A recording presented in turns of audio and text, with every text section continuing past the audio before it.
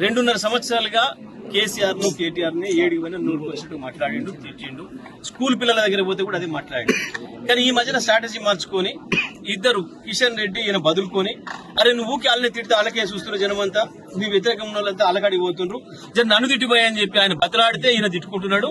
ఇద్దరు అండర్స్టాండింగ్ తిట్లు తప్ప ఇవి ఇంటికి వచ్చిన సుట్టపొన్నెలు కొట్టడానికి ఇంట్లో ఆల్మోగులు పంచాయతీ పెట్టుకున్న ముచ్చట తప్ప ఇంకొకటి కాదు. వీళ్ళిద్దరి డ్రామాలు, ఇద్దరు ఒకటైన సంగతి ఇప్పటికీ 100 సార్లు నిరూపితమైంది.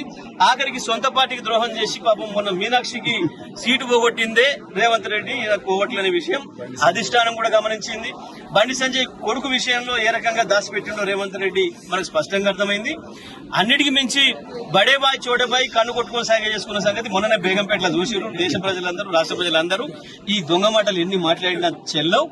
ఇప్పటికీ కూడా మమ్మల్ని అధికారంలోకి రాకుండా చేయడం కొరకు కేసీఆర్ ను నిలువరించడానికి బీజేపీ, కాంగ్రెస్ కలిసి నాటకం ఆడుతున్నాయి. ఇక్కడ నేను ఒకటే మాటలో చెప్తున్నా, బీజేపీ, కాంగ్రెస్ తో పాటు చంద్రబాబు నాయుడు ముగ్గురు కలిసి